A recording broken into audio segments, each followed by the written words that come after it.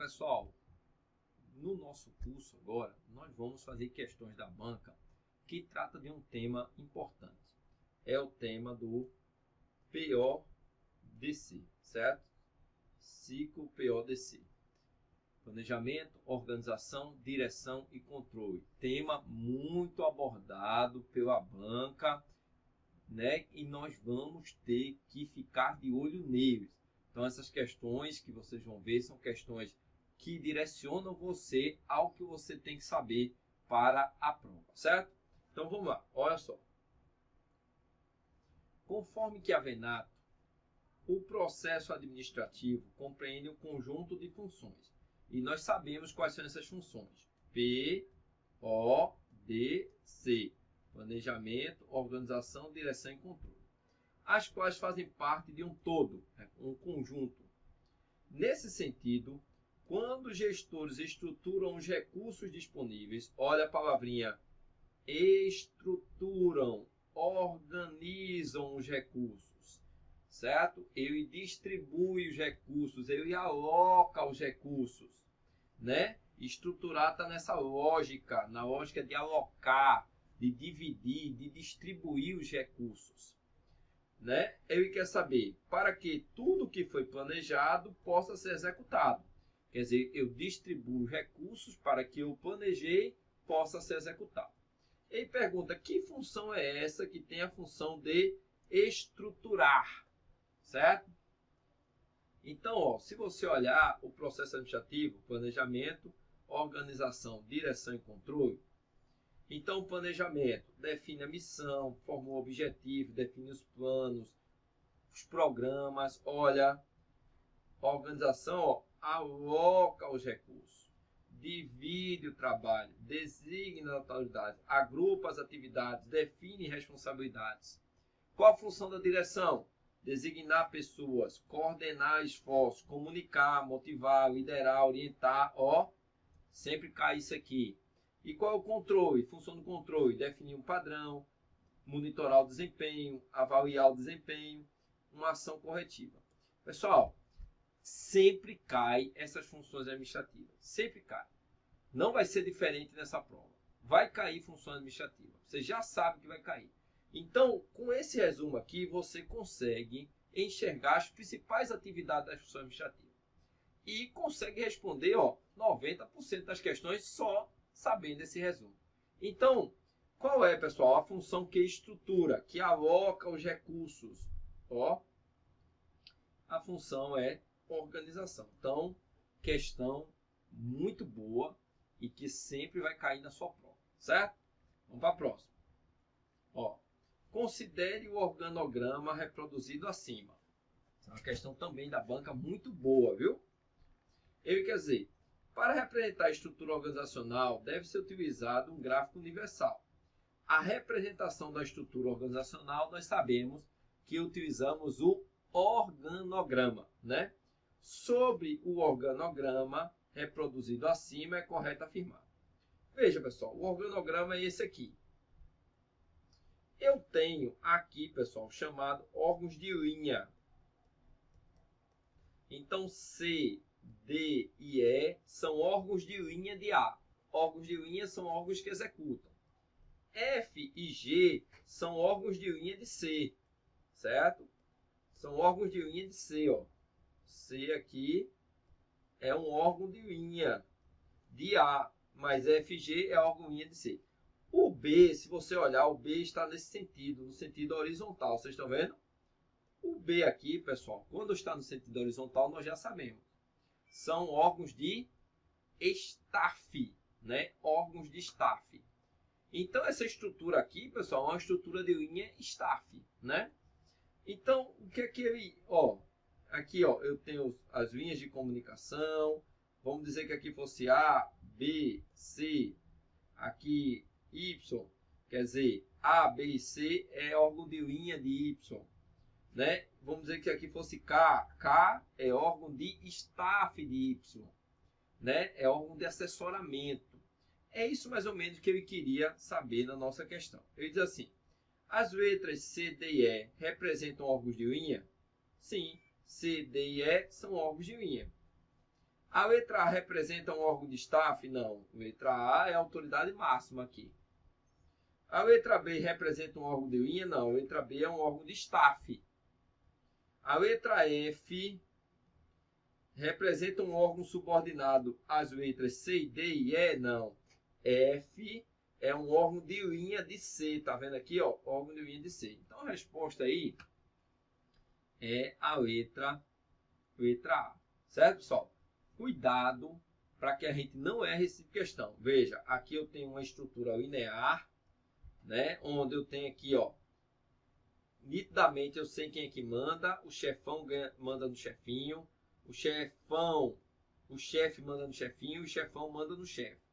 Aqui eu tenho uma estrutura funcional, né? Ó, aqui embaixo, ó, eu tenho os órgãos ligados, a gente sabe disso. Ligado através de uma estrutura de função e não de hierarquia. E a que eu tenho aqui, ó, que a prova está querendo, é uma função em staff. Cuidado, pessoal. Normalmente, as funções são representadas dessas formas aqui, ó, com a linha fechada, certo? É o que a gente encontra normalmente. Porém, o correto seria apresentar, né, o órgão de staff como uma linha pontilhada, certo? Uma linha pontilhada. Mas muitas provas não consideram isso. E nesse caso a nossa banca também não considerou, certo? Então a resposta aqui seria a letra A, certo? Letra A. Vamos para a próxima questão. Vamos lá, próxima questão.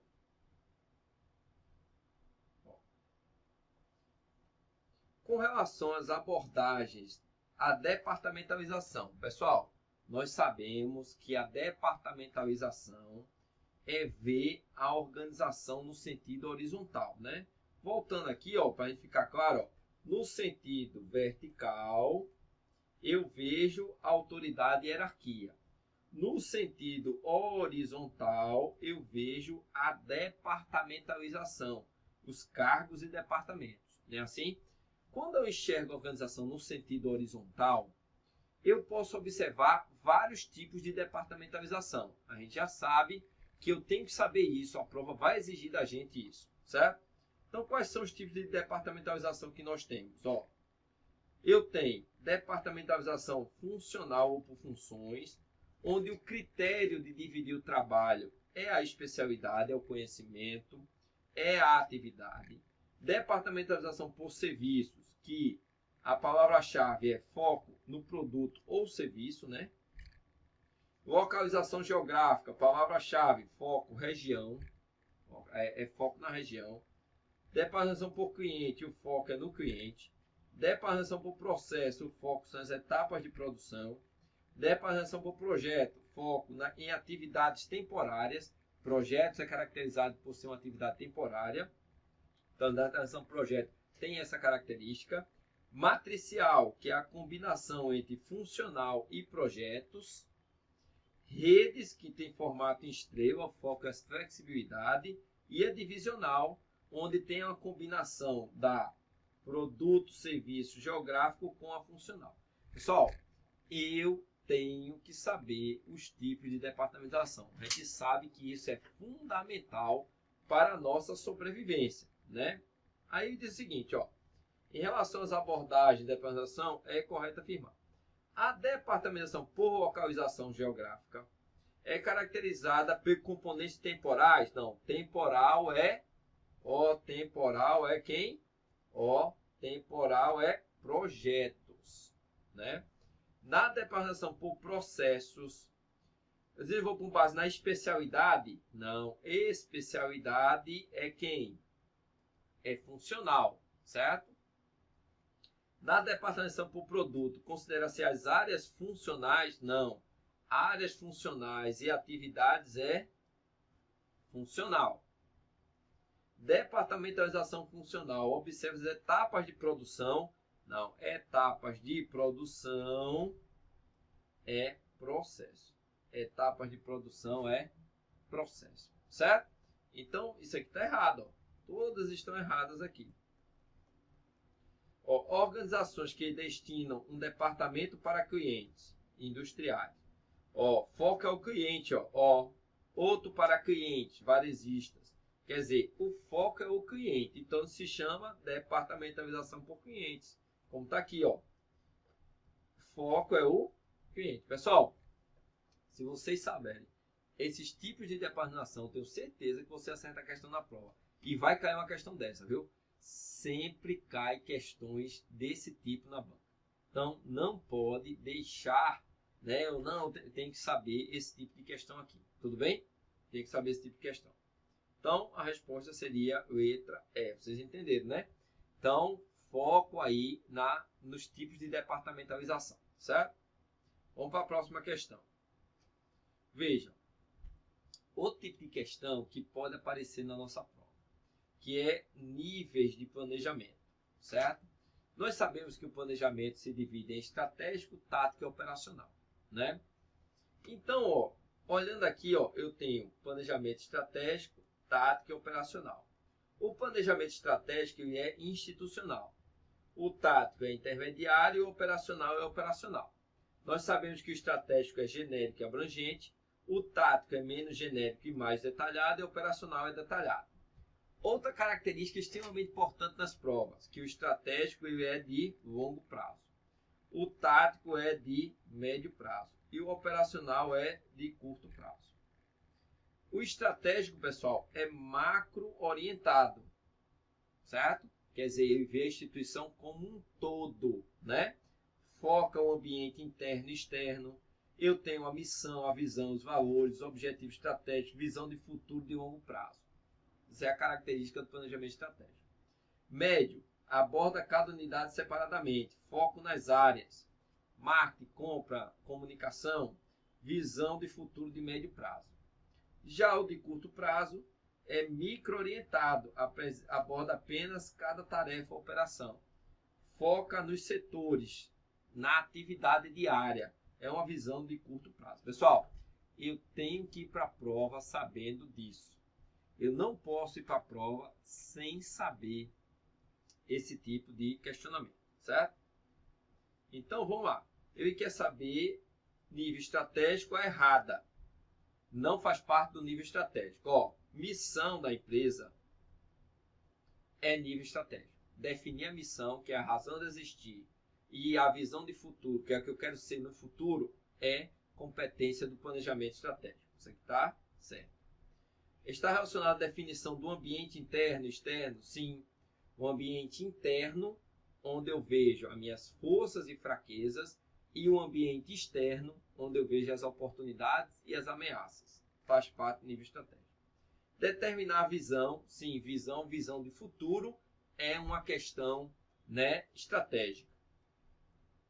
Alinhar as ações das áreas de departamento. Opa, focar nas áreas e no departamento é o nível tático, né? Nível tático. Então, focar nas áreas e departamentos é nível tático e não nível operacional. E não nível estratégico. Isso aqui está errado. Influir na tomada de decisões de longo prazo. Opa, falou de longo prazo, nível estratégico. Falou de médio prazo, nível tático. Falou de curto prazo, nível operacional. Você dá para ver que o nível das questões na banca é nível bom, que dá para a gente fazer todas as questões, né, dessa banca, porque é possível eu visualizar, entender e acertar diretamente na questão. Beleza? Então, questão aí boa, tranquila. Vamos para a próxima. Olha, a próxima, pessoal, ele pede para você saber a diferença de eficiência, eficácia e efetividade, certo? Qual a diferença entre eficiência, eficácia e efetividade? Veja, eficiência está relacionada a custo. É fazer corretamente, utilizar bem os recursos, é a relação custo-benefício, é perder o menos possível, é fazer o mais com menos. Quando você faz o mais com menos, você está sendo eficiente. E o que é ser eficaz? Eficaz, pessoal, está relacionado a resultado. Eficaz está relacionado a resultado. Quer dizer, a busca do resultado é eficácia. Quer dizer, passar no concurso, você está sendo eficaz. Poxa, mas eu utilizei bem, fiz um cronograma, utilizei bem meus estudos, tal, meus horários, meu tempo, eu estou diante de uma eficiência, certo? E a efetividade é um impacto, certo? Um impacto gerado, né? Fazer corretamente o que tem que ser feito.